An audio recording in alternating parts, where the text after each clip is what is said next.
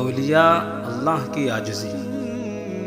ایک فقیر کی جھونپڑی میں ایک شخص کو کتے کے بھونکنے کی آواز آئی۔ بڑا حیران ہوا کہ فقیر کے ڈیرے پہ کتا کہاں سے آ گیا۔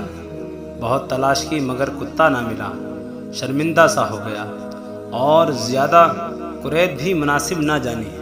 نیک بندے کے کمرے کی طرف گیا تو انہوں نے اندر بلا لیا اور ساری بات جان کر اس کو فرمانے لگے، اندر آ جا، جس کتے کو تو تلاش کر رہا ہے وہ میں ہی ہوں۔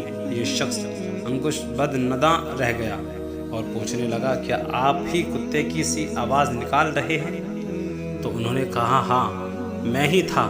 اس نے سبب پوچھا تو انہوں نے فرمایا کہ لوگ کتے کی عاجزی کی وجہ سے اس سے پیار کرتے ہیں، تو میں نے سمجھا کہ میں اللہ کی بارگاہ کا کتا بن جاؤں، ہو سکتا ہے اللہ مجھ سے پیار کرنے لگے، لہٰذا میں نے کتے کی طرح بولنا شروع کر دیا۔ اللہ اللہ، اولیاء اللہ بلند مقام پہ اس عاجزی ہی کی وجہ سے پہنچے ہیں۔ کوئی بھی تواضع کی پستی کے بغیر عظمت کی بلندی نہیں پا سکتا۔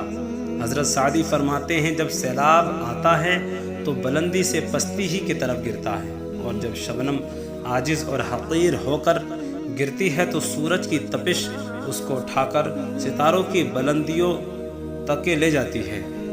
اگر تو بھی بلند مقام کے حصول کا متلاشی ہے تو بلند مقام تجھے عاجزی کی پستی کے بغیر ہرگز نہ مل سکے گا۔